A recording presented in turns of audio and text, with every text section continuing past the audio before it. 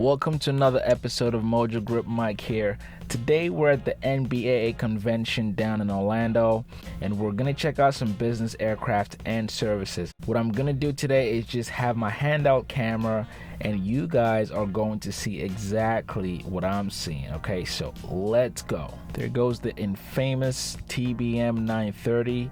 I did a video on this, you guys can check it out. And what we have here, the Kodiak 100.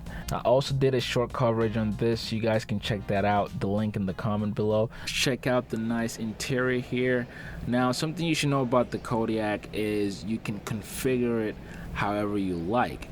Currently this model is configured in some executive configuration, so you can use it as a somewhat of a business or personal airplane, but this is also a great utility airplane that can carry a ton of cargo.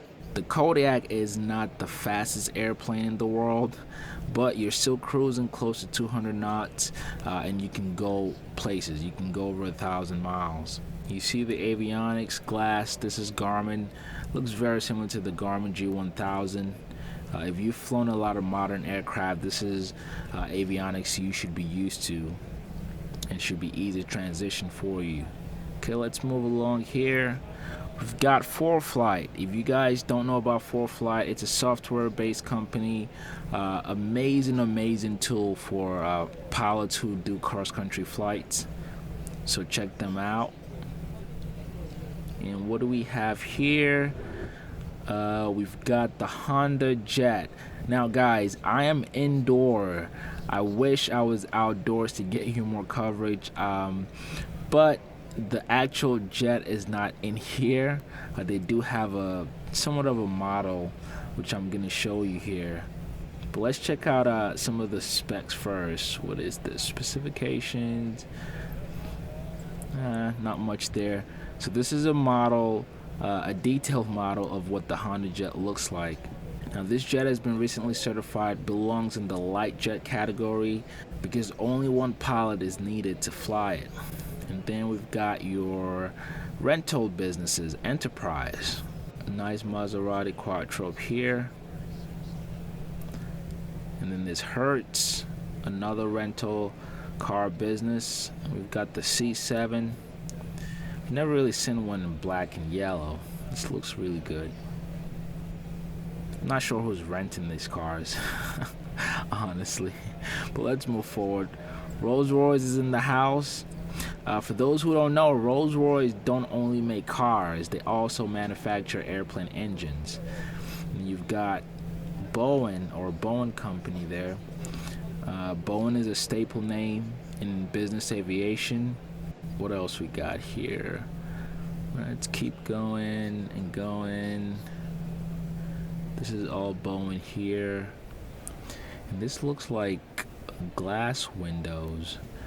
It says Aerosport Transportation. Not sure what those, what model of aircraft those are for. And it looks like we have some cool interior design here. Let's see this model. So these are some really cool configuration of what the interior of a jet can look like. For those flying business, people who own their own private jets or even a charter company. These here are samples of how you can configure the interior of your airplane. I'm sure it doesn't come cheap, but it's pretty cool. Nice leather seats. Let's see what's in the back. Not much here, so moving on. Move along. Oh, really cool. Turbine jet engine here. And it looks like more interior. Let's see more interior designs. It says a more intelligent cockpit. I'm not sure what all of this is about, but pretty cool. Moving along.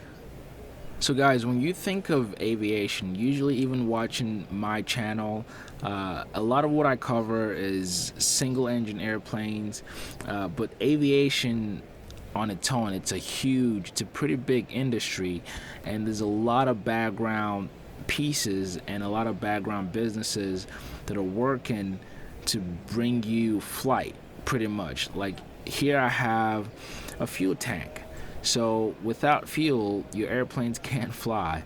And if you've ever been to an FBO or a local airport, these are very common. You see these a lot. If you're training or if you're flying a jet, usually you gotta fill up those tanks, and this is how you fill them up. You can either, pump the fuel yourself, or at certain FBOs, you can just call on a fuel company. They bring their tank around and they fill up your airplane for you. So there's a lot of really good pieces that most people don't know about, and that's what this convention is about. It's about letting you see and getting to know all different services that are involved in everyday business aviation. This looks like parts company here. Not much to see. Hartzell.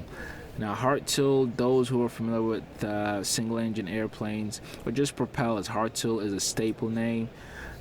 Just about any aircraft that I've flown have a Hartzell propeller. So that looks like a turboprop there. It's moving along. What else we got? Again, more on fuel. You've got your energy company, Air BP, provide fuel. Hopefully they'll work on better and alternative energy for us so we can stop filling up the ozone layers. It says innovation fuels, low carbon. Okay, you've got your fuel companies out here. Then what else? Towflex. Oh, so here we are, guys, in the robotics section. So these are basically tow equipment for your airplanes. Usually when you need to pull your airplane out, you have to use like a hook or something to drag it out on its wheels.